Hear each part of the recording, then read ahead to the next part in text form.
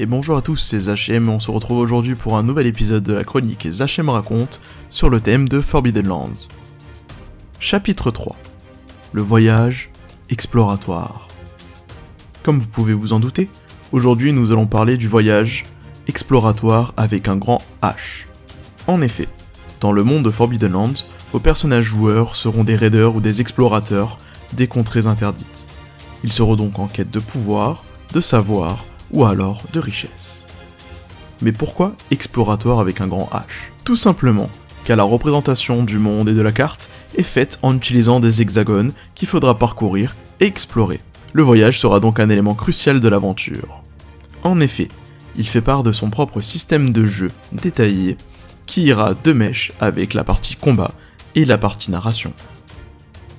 Dans Forbidden Lands, chaque journée est découpée en quarts, c'est-à-dire la matinée, la journée, la soirée et la nuit. À chaque quart, les différents aventuriers pourront choisir un type d'action qu'ils souhaitent faire. Les actions entreprises peuvent être marcher, pour que le groupe progresse sur la carte, ouvrir la marche, qui est une action qui peut se combiner avec marcher, mais un seul aventurier peut ouvrir la marche dans un groupe, monter la garde, qui peut également se combiner avec marcher, mais un seul aventurier ne peut choisir cette action. Chercher des provisions, qui ne peut pas se combiner avec marcher. Chasser, qui elle aussi est une action indépendante.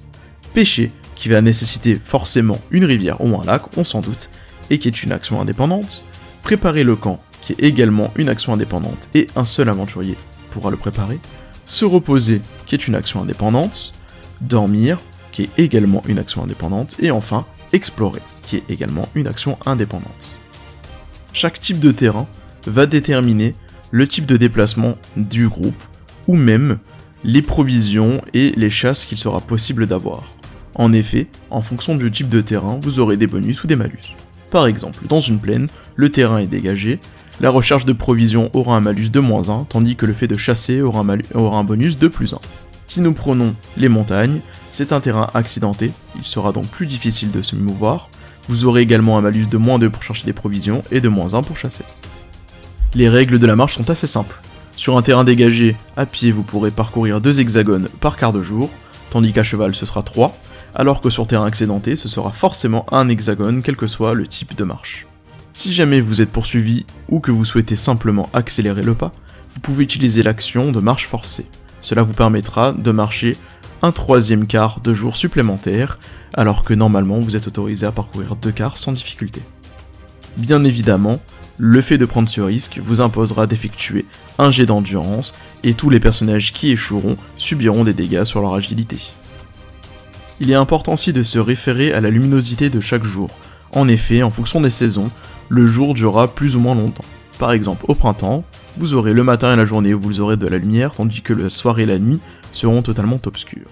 Pendant l'été, vous aurez le droit à 3 quarts de lumière, avec la soirée supplémentaire et uniquement la nuit d'obscurité.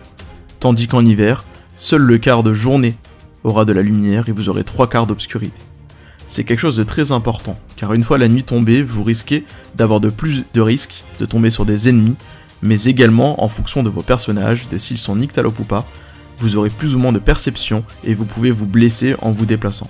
C'est pourquoi il est conseillé de vous déplacer uniquement en journée lorsqu'il y a de la lumière et de profiter des phases de nuit pour vous reposer et préparer votre camp. L'action d'ouvrir la marche est une action très importante. Elle permettra à un personnage de votre groupe d'ouvrir la voie et donc de trouver la sortie éventuelle de l'hexagone ou du moins un chemin praticable pour l'ensemble du groupe.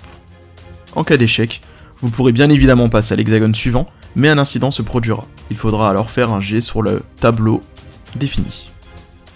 L'action de monter la garde permettra à un des aventuriers de partir en éclaireur afin de repérer d'éventuels dangers ou ennemis. De ce fait, si l'action est réussie, le personnage pourra à temps réagir et décider de est-ce qu'on va rentrer dans le combat, se préparer à avoir une zone d'abordage avec un ennemi ou un danger, ou est-ce que nous allons plutôt l'éviter. En cas d'échec, pas de chance, le danger arrive sur vous, vous ne l'avez pas remarqué. La recherche des provisions vous permettra simplement de récupérer quelques vivres pour votre groupe. En effet, cela permettra à un cuisinier par exemple de faire évoluer vos dés de nourriture en utilisant un lot de légumes que vous pourrez trouver. Si jamais vous n'avez pas de cuisinier ou qu'il vous est impossible de raffiner des ressources sur place, vous pourrez les consommer directement en tant que ration. La différence entre consommer un lot de légumes ou utiliser un dé de ressources est la suivante. Consommer un lot de légumes le détruit immédiatement de votre inventaire, tandis que taper dans votre stock de provisions vous demandera d'envoyer le dé correspondant à votre ressource, par exemple un dé 8, et sur un 1 ou 2 uniquement, vous baisserez le cran du dé à 1 dé 6. Si jamais vous êtes à 1 dé 6 et que vous refaites un 1 ou un 2, vous avez épuisé votre réserve.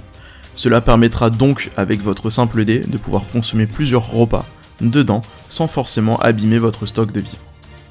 Il est donc très important d'avoir un cuisinier dans votre groupe pour pouvoir transformer les provisions et donc potentiellement les légumes que vous trouverez, ou la viande si vous faites de la chasse, en lot de nourriture. Cela vous permettra de faire évoluer votre dé. Si par exemple vous aviez un dé 6 et que vous transformez un nouveau lot, vous pourrez faire monter votre dé en dé 8 et donc éviter que votre lot se tarisse.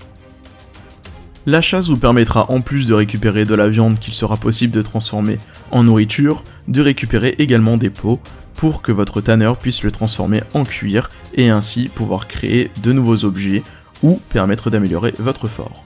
La chasse s'associe également avec un tableau de type d'animal que vous pourrez rencontrer et les conditions en fonction de l'arme utilisée, si c'est une arme ou un piège. Bien sûr, la chasse révèle de nombreux incidents qui pourra blesser votre personnage. Il en est de même pour la pêche, où vous aurez également un tableau d'incidents et qui vous permettra de récupérer des poissons pour faire de la nourriture, et donc améliorer vos réserves. Une fois la nuit tombée, vous aurez envie de préparer le camp afin de pouvoir vous reposer et dormir, et éviter d'avoir l'état épuisé. De ce fait, un des personnages va trouver l'endroit pour monter le camp. S'il rate son jet, il pourra avoir différents effets fâcheux, tels que la présence de fourmis, de puces, le matériel qui est endommagé, des nuées de moustiques et bien d'autres. Cela pourra empêcher votre groupe de dormir et donc de se reposer, ou alors il pourrait avoir des malus tels que perdre des ressources, des provisions, ou même avoir du matériel endommagé. L'action se reposer vous permettra simplement de récupérer vos blessures dans le camp auprès du feu par exemple. Elle ne doit pas être interrompue pour que celle-ci fonctionne totalement. Enfin, l'action dormir vous permettra de vous reposer. Il est impératif de dormir au moins un quart par jour sous peine de devenir épuisé. Il nous reste donc plus que deux actions. L'action explorer, qui permettra d'explorer la case dans laquelle vous êtes. C'est à ce moment-là où vous rentrerez dans la phase où vous donnerez les descriptions précises à vos joueurs, que peut-être vous les emmènerez découvrir de nouveaux lieux et rencontrer des potentiels ennemis vers de combat. C'est une action qui peut durer un quart, voire plus longtemps si vous décidez d'explorer plus longtemps une zone. Par exemple, une zone dans laquelle se trouve une crypte sera peut-être en exploration pendant plus de 1 ou 2 jours par vos personnages joueurs qui voudront explorer et découvrir tous les trésors et les richesses que cache ce lieu. La dernière option est le voyage en mer, qui permettra, comme son nom l'indique, de voyager sur les zones maritimes, et il vous faudra bien évidemment un marin. Comme vous avez pu le constater, le voyage fait entièrement partie du moteur de jeu de Forbidden Lands et revêt une place cruciale et primordiale. Il est vraiment important de prendre le temps dans ces phases-là pour permettre à vos joueurs de comprendre que le monde autour d'eux est sauvage et dangereux. Cela permet aussi de créer des interactions entre joueurs en fonction des résultats qui vont se produire. Enfin, cela donne part aussi à l'exploration, en donnant envie peut-être à vos joueurs de s'arrêter un peu plus dans une case quand vous leur donnerez la description du lieu, pour ainsi pouvoir découvrir des richesses, des trésors, du pouvoir, et surtout donner part à la narration et à l'expression de l'histoire et de l'aventure. On continuera avec d'autres épisodes sur Forbidden Lands. En attendant, amusez-vous bien, et surtout, racontez de belles histoires. C'était Zachem. À bientôt.